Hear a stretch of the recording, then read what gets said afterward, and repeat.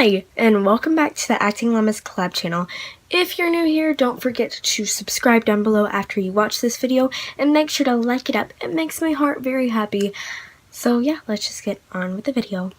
So today I'm just going to help you guys get through state testing, because we all know how horrible that is.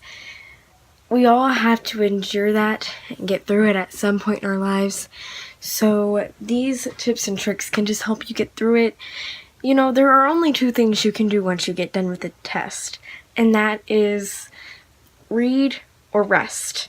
Okay, so these tips are going to, one, help you get a better grade on the test, and two, you know, help you get through the hours after that. So, number one, whenever you first get your test and you're told that you can write on it and you can start, I would write down all the strategies that you have for that subject that you can remember off of the top of your head. And then you can go back and you can look at that page that you wrote it down on, and you can see what strategies you need to use for that specific problem. This helps me, and I like to do this. 2, before you write down your strategies, what I would do is I would look at the number of questions you have. Say you have 48 questions. Then find the halfway point, which would be 24. And once you get to question 24 and you get that done, just take a little bit of a break. Maybe not like lay your head down or something like that, but go to the restroom, get a drink, use the bathroom. It takes your mind off the test for a few minutes, and you're right at the halfway point. So I feel like that's a good point to stop at. And it just gets your mind off of the STAR test for a little while. It helps you refresh if you get a drink, and by the time you get back into that classroom, your mind is a little more fresh and ready to start on the next half of that test. Also, whenever you come back in the room after that halfway point, what I would do is go back and check all of your questions that you've done and make sure that you have the answers that you think are correct. Make sure you go back, you rework it, and you're getting the same answers.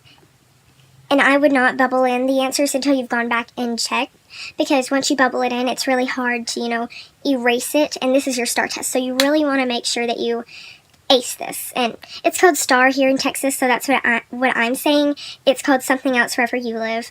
So it's just the state test. Okay.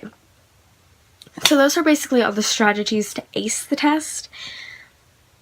Now, for after the test. We all know that after the test is the actual hard part. Having to sit at no talking with nothing to do for hours. So, number one thing, just take a little pillow. It helps you rest a little easier, helps you get more relaxed. It might be a first world problem of mine, but I can't sleep in a desk. It's just something that I have trouble doing.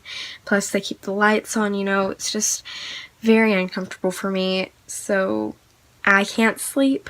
But if you can, just get a little pillow. It helps you relax a lot easier, and it's really amazing.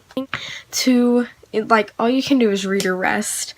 So to make sure that you have like a nice comfy jacket that you really like, and that can act as your blanket, and it's a little less distracting than an actual blanket.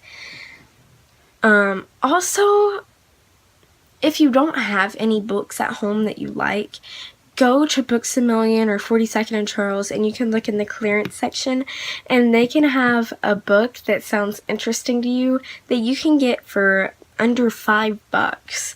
So that's a really nice option. It's pretty cheap, and you can find a book that you might end up really liking, and the STAR tests are a really good opportunity for you to finish books and things like that. If there's like a book that you have to read for your English class or something like that, take this opportunity to get that read, and you won't have to work on it as much at home and things like that, and it can give you more free time if you go ahead and take this opportunity and do it during the STAR test. That's what I usually do.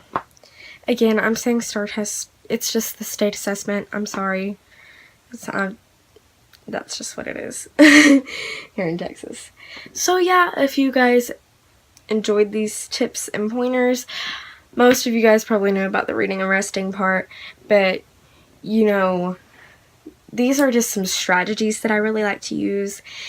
You also want to make sure that you have plenty of pencils. You don't want to be stuck without a pencil on the day of the test. Your teacher will probably have extra pencils for you to use, but I know I don't like to be that one kid who has to go and get pencils, so you can get a pack for like 50 cents some places the day before the STAR test. So just, if you're going to use these tips and tricks, make sure you tell me. Leave it down in the comment section below which strategy helped you the most, and leave down below if you aced this test, whether it's because of my tips and tricks or because you're just a really smart human being, which you probably are.